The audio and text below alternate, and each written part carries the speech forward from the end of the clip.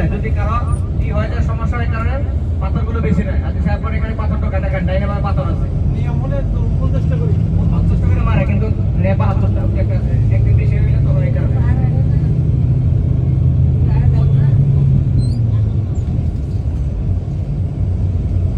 হাতের পাশে ডান পাশে এখানে পাথর রাখবো হাতে এখান থেকে এখানে রাতে যাপন করে খোলা আকাশের নিচে চাদর বিছায় সবাই ঘুমাইছে থাকে অর্থাৎ বিলগত থেকে দৌড়া একবারে যদি গরিব মানুষও আল্লাহ তাআলাকে সবাই হয়ে যায় যে কোনো যে আছে সেও যেভাবে রাতে যাপন করবে একজন শিল্পপতিও রাষ্ট্রপ্রধানও প্রধানমন্ত্রী এখানে রাতে যাপন করতে হবে খোলা আকাশের নিচে এটাই আল্লাহ পাকের নিজাম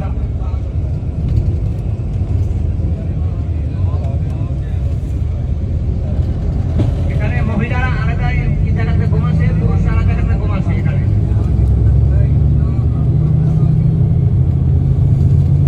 আর এখানে বাথরুমও খুব কম এখানে দেখেন খুব সীমিত বাথরুম এখানে টয়লেট প্রস্তাব এখানে খুব সীমিত এখন অনেক ঐতিহ্য করে দিয়েছে আগে এত বৃদ্ধি ছিল না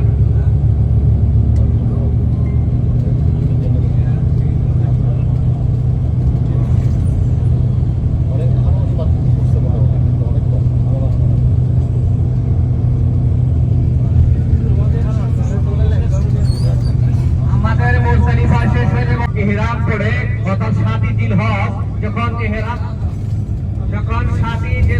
জিলহজে ইহরাম করে হাজী সাহেবগঞ্জ যখন মক্কা থেকে মিনার প্রান্তে চলে আসে এখানে রাত্রি যাপন করতে হয় হাজীদের জন্য 3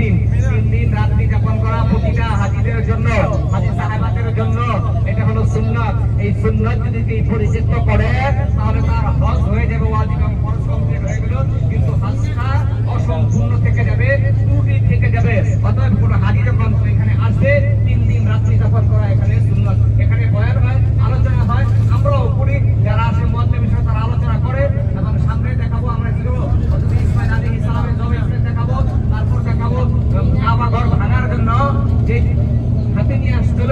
সেই হাতি কোন জায়গায় কতটা পরিণত হয়েছে সেই জায়গাও আমরা দেখাবো আপনাদের ধৈর্য সহকারে বসুন মাওলানা পাকের জিকির দেন না ইলাহা ইল্লাল্লাহ